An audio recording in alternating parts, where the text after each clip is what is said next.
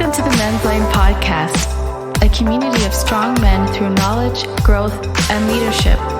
With your host, Alex Montenegro.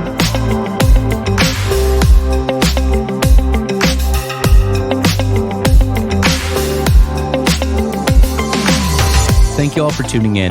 This podcast was born out of conversations, questions, and ultimately the desire to be a better man, a better husband, and a better father.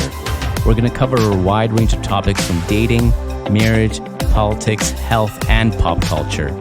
We would love to hear any comments and ideas from you, so send that over to our Instagram page at the Men's Line Podcast or email at info@themenslineofficial.com. Please be sure to give us a 5-star rating, like, share, and subscribe.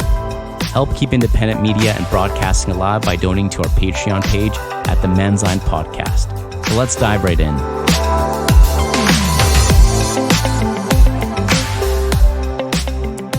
All right, everybody. So we have a special guest today. He's a musician, a barber, and more recently, an author. Robert Andrews, welcome, man. How are you doing? I'm doing really good. Thank you so much for having me on your show. Yeah, man, it's a pleasure. So you just wrote this book, 31 Things to Do, Staying Practical and Positive During the Pandemic. I think it's such a cool concept. So just kind of walk me through what inspired you to write this book. Oh, yeah, that's a really good question because it's actually a pretty funny story.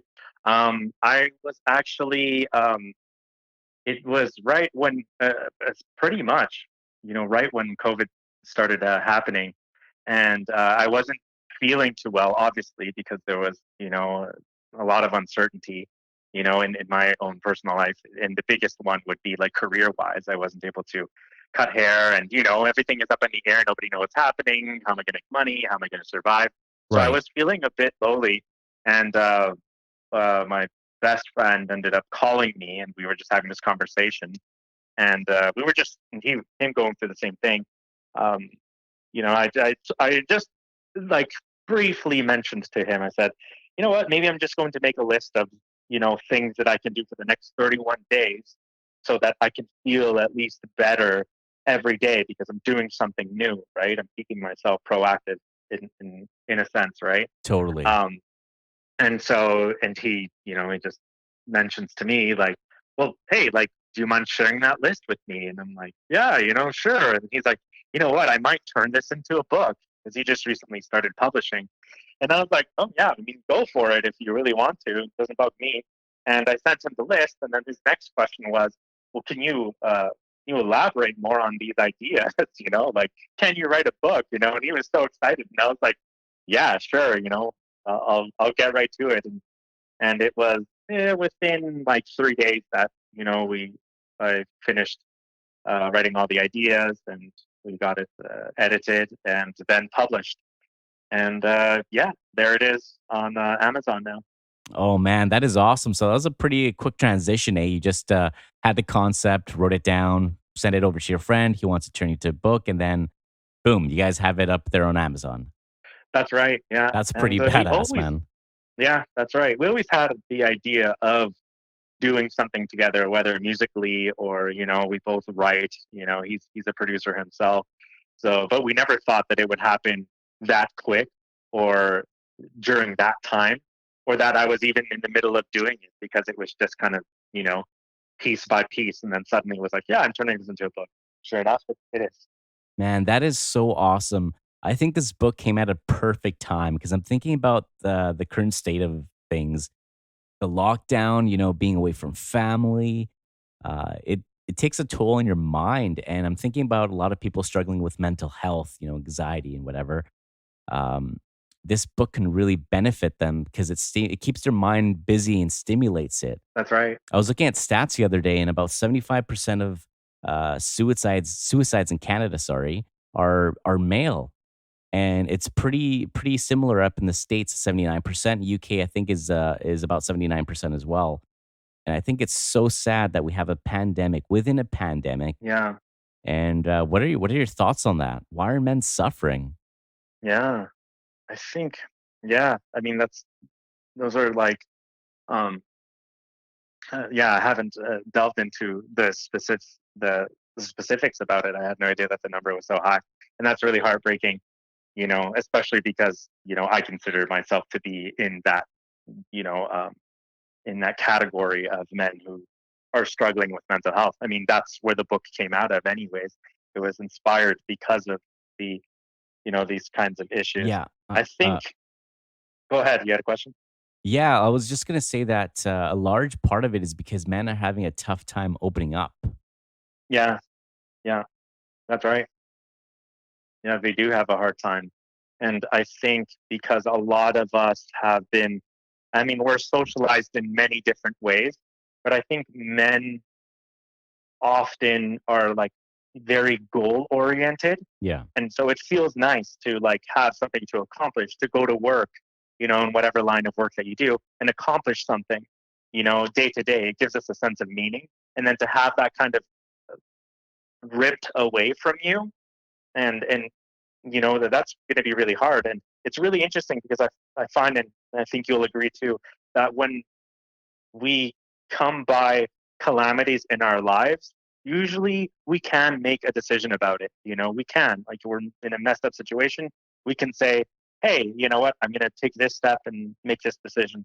In this case with COVID-19, it's kind of like, no, you're not going back to work. No, you can't do this, and yada yada.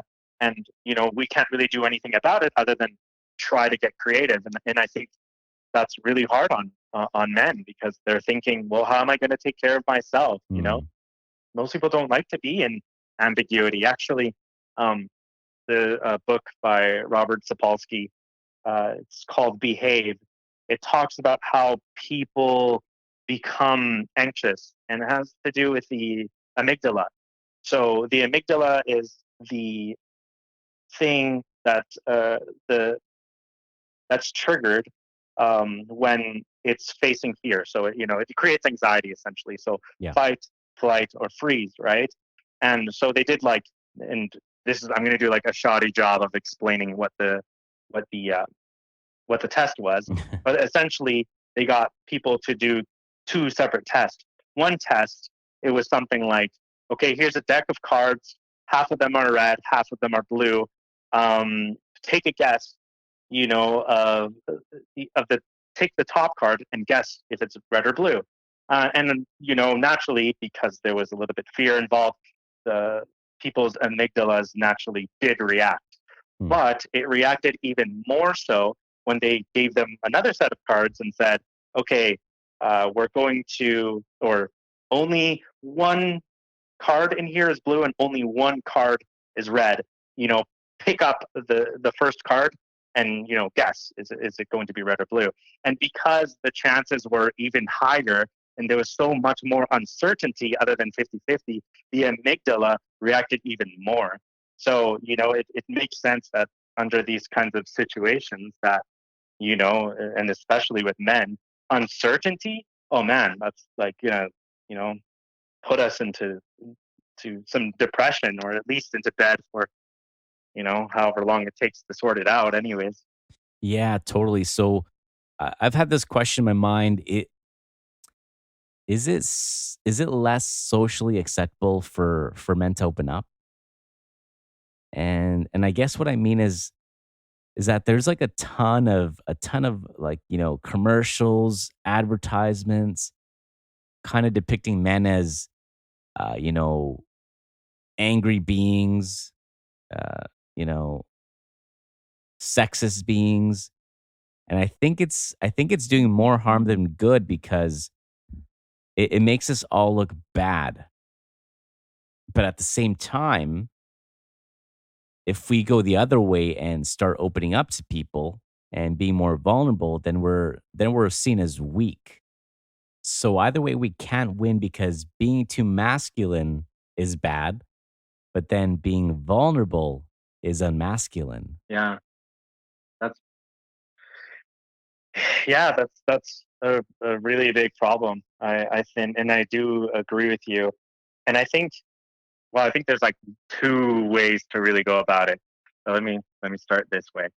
I think here I'll start this way. I'm going to try to start from the bottom and build up. So I feel that because of what's happening right now, and depending on what social circles you find yourself in, there's like two very different ideas about, masculinity. That either you're being too masculine, or or you're not masculine enough.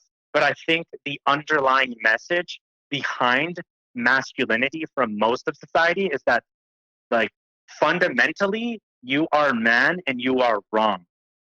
And I think that's going to, you know just that alone is going to make it so that it's almost like, you're well, how do they say it, uh, guilty before proven innocent, right? So already we're like walking around knowing, or at least knowing that other people believe that we're fundamentally bad.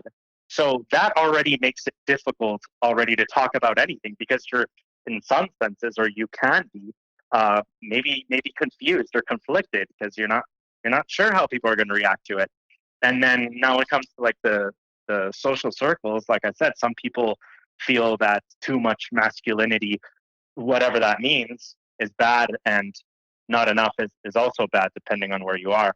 I feel that masculinity is like a very healthy thing, and there are two ways to look at it. You could look at masculinity as like, now, is this person being overtly masculine? Is it unhealthy, or is it positive masculinity? Is it the kind of masculinity that we do want, um, to surround ourselves in, right? And I think that's a big problem, that people who are making the judgment calls, and that, I mean, I can't even be too specific, because that world is so big that I can't specify specific groups. Maybe it's a lot of them, right? Sure seems that way sometimes. um, I think they need to be able to differentiate between what is positive masculinity and what is negative masculinity, and if they can move and take steps towards that, then maybe a lot of us can start feeling a bit more comfortable of, when we're not feeling so great, whatever that means. If I'm sad, if I'm angry, if I'm confused. Yeah, yeah. It's that's very true. And I also surrounding yourself with great people is important too, right? And that Yeah, that can hold accountability with love and support. I think that's yeah. huge. But going back to your book, so 31 things. Why the specific 31 things? Yeah. Okay. So 30.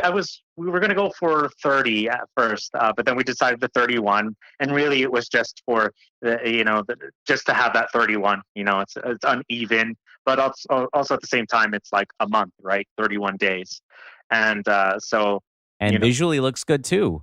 yeah, yeah, that's right, exactly, and that played a big role, and why I didn't make it more than 31 days, like 31 things to do for the rest of your life, is because I think the things that I wrote about, are really great fundamentals, or principles to base the rest of what you're going to do after you're done the book, right? So yeah, a lot of it has to do with like practical ways to deal with whatever kinds of psychological things may be going through uh, your mind. And specifically, it's really interesting, because in a lot of ways I was first writing for myself. When I made that list, it was for my own psyche, and it only to turn it around and be like, hey, you know what? Actually, these are great ideas for other people too. Yeah. So can you give us some examples of the 31 things to do? Ah, yes. I don't have the book in front of me, but I would say I, that I like the learning an instrument one. I mean, as a musician, I think I'm naturally drawn to that one. I know you are too. that's So right. that's my Yeah, go-to. um, I think yeah, the reoccurring theme is to always be doing something different, and not in an unhealthy kind of way. Like, don't go and buy a bunch of liquor and get lost somewhere. I don't mean it in that sense, but I mean like keep your brain like active. So there's one idea, or yeah, in neuroscience. Anyways, it's called neurogenesis, and what happens is whenever you do something new, it your brain creates new pathways, new ways to look at things, new perspectives, right? If we keep doing the same thing or don't do anything at all, our brain pretty much, it's kind of like a whatever. Let's see, like an automated system that can run on its own. But it's not necessarily good for us because, that means we're idle. We're not doing anything. Our brains aren't being stimulated, and we need to be stimulated. So when I talk about things like, hey, pick up a new book or, walk a different pathway than you usually would take, it's because it will help create, neurogenesis. It keeps you aware. It keeps you present minded, not autopilot. You don't want to be an autopilot because you're not alive when you're an autopilot. You're not alive when you're thinking about like too much into the future. You're not present, or you're not alive when you're so focused on the mistakes you've made. You're most alive when you're present minded and you're doing things that create new ideas and pathways into your brain. That's awesome, man. Hey, so I don't want to take any more of your time. So tell us where we can find your book. Yeah. So it's all available on Amazon or Kindle, or what's the other one? Both of them have different names. Both Amazon, they have a Canadian brand and an American brand. But either way, even if you don't have an e-reader, you can actually just download the Kindle e-reader on your phone or any kind of Android or Apple device. And then from there, you can just purchase the book and read ahead. And it's all on Amazon or your Kindle account. And that's where it can be found. Well, listen, it's been so great having you here on the show. Yeah, thank you so We're much. definitely going to bring you back for sure. I know you're going to be writing another book sometime soon. So thanks so much for your time. I appreciate it. And more importantly, keep yourself busy doing the 31 things, Robert. Yeah, for sure. Sounds good. Yeah, I appreciate that. Yeah, I hope everyone can find some solace even in a funny yet practical book. Thanks so much, Robert. It's been a pleasure. We'll see you again. Yeah, for sure.